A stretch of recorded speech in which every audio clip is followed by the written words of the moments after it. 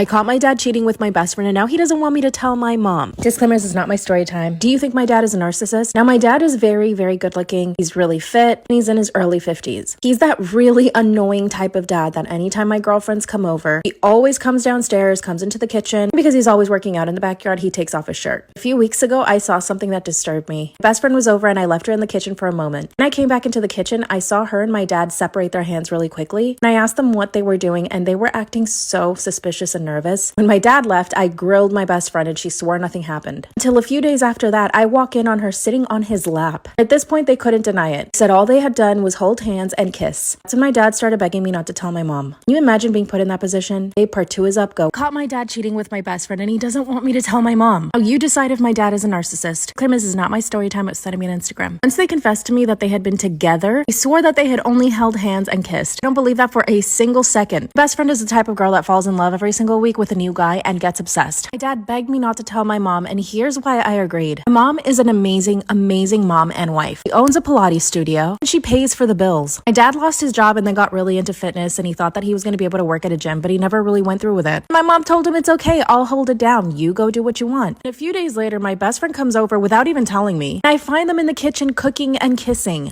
My dad just figures because I know they're gonna be affectionate in front of me. Instead of breaking it off, they were rubbing it in my face. I jumped in the car and drove to my mom's Pilates studio. Part 3 is up. A narcissist dad is having an affair with my best friend and making out in the kitchen. I made the decision to go and tell my mom. I drove over to her, picked her up, and on the way I told her everything. She actually didn't believe me. She had so much blind faith in my dad that she didn't think he was capable of doing that. When we walk in the house, they're sitting on the couch hand in hand. She ends up kicking both of them out. We filed for a divorce the next day. And my dad is begging to come back. Now he doesn't have anybody to pay his bills. Remember, my dad has no money. So of course he's begging her to let him come back. And he broke up with my best friend. She's now depressed, but she totally deserves it. What is the one thing a friend has to do to get cut off by you? I'll go first. So it was one girl in college that I really hit it off with. We became really close really, really fast. We had the same friend group. We were around the same people all the time. Everyone got along just right. And in college, I was really, really involved. I was an ambassador. I was in AITP. I was in NAACP. I was in BSU. LSU, not this one. She was involved just like me, but she wasn't in the same involvement groups that I was in. So as I started getting involved in these groups, obviously the more events that happened on campus and the more involved that I was in, I didn't want her to feel abandonment, so I wanted to bring her with me as much as possible. So the event happened and I brought her over. I introduced her to everybody. So it was time to play card games. So we all sat at the table together and we were playing Uno. It was a cool little mixture of people. And of course, there was boys at the table. But mind you, we have the same friend groups. We've been around the same guys before. I would never expect her to do what she's about to do. So this guy came and sat by me and of course he was flirting. He was trying to holler or whatever. I wasn't paying any mind because I was already talking to someone at the time. So fast forward, the vibes was going. The cards were going, and so was this girl's mouth. She would not stop talking about my business and what I was doing at this table with like 15, 20 other people. And it started off subtle. It was like, oh, Jenna, are you still going over Jenna, how did it go with Professor da-da-da? I know you failed that test. I'm like, girl, like, what's your problem? She just would not stop, but I let it slide because maybe she's just excited. Maybe she's just, I don't know. But what crossed the line for me is when she was just getting aggressive. What do you mean by that, Jenna? Like, if I was like, oh my gosh, I can't believe y'all picked 4 with me. Girl, shut the what are you talking about? And this girl doesn't even curse. I would make a joke and be like, aha, you forgot to say uno out. And she'll be like, stop playing with me. I'm looking like, hold on.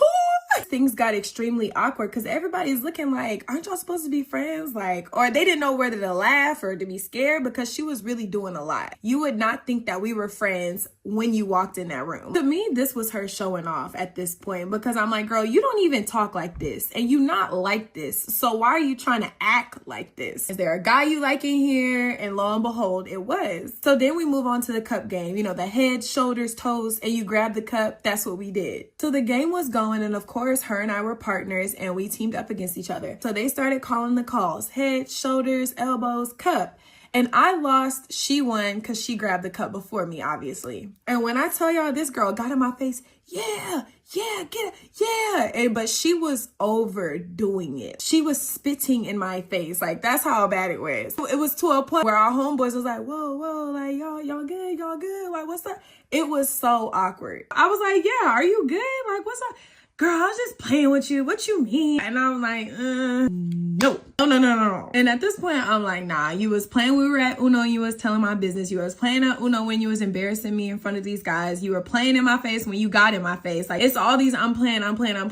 When in reality, you've never played like this with the year and a half we've been friends. So what's really going on? Y'all, by the end of that night, everybody knew who I was talking to, what classes I was failing, where I lived, what I was crying about last week. Like, everybody knew my business because of this girl. And I was like, wow. Like, I was baffled, flabbergasted, discombobulated, and combusted. Mind you, there was no alcohol at this event. So she was not acting like this because she was tipsy. This was a school-funded organization event.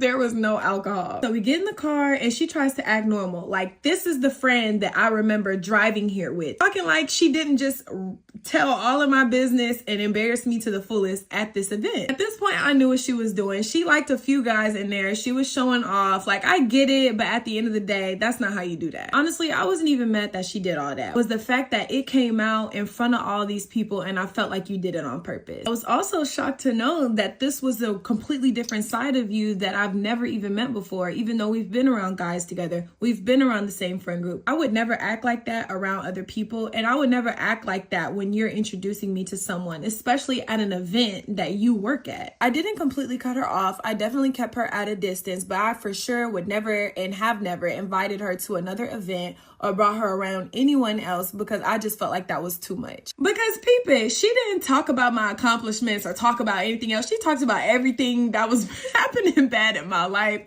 And to me, you were waiting for the opportunity to say that. Y'all let me know. But until next time, peace, love, and applesauce.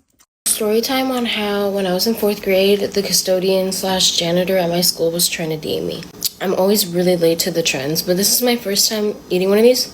So basically, there was this janitor at my school, and there would be times where, like, I was with my friends and eating and stuff, and he would come up to me, like, whisper something in my ear. And honestly, I was in 4th grade, so I don't remember what he was talking about, but I remember my friends thinking, like, who is that? That's weird. And I just kind of was like, oh, he's just a friend. He's just being friendly, you know? It got to the point where, like, when the kids would leave the multi-purpose room or the cafeteria, he would want me to stay and, like, hang out with him. You know, little me, I would. We had these, like, big sweepers. Like, they were, like, long, and it had like a long pole. We would, like, you know, take one half and we'd start racing and stuff. Then, like, when we would get the supplies from his, like, little janitor closet in the cafeteria, he would, like, close the door and talk to me privately, which is such a red flag, but I didn't see that when I was a kid. And I should have realized that he was closing the door because he didn't want anyone else to see that was in there with him alone, or that was in there in general. He's definitely not supposed to be hanging out with little 4th graders during his job. I got to the point where he was, like, walking me to my class and stuff. I was leaving class one time, and one of the teachers saw him holding my hand and reported it. And honestly, I didn't even realize, but I think he either got fired or he just stopped coming around me or being, like, I didn't notice him after that anymore. But as a young girl, I didn't realize, like, how wrong that was and how weird that was, because he had to have been, like, 30. And honestly, I never knew his name. Luckily, nothing ended up happening with that guy, like, nothing serious.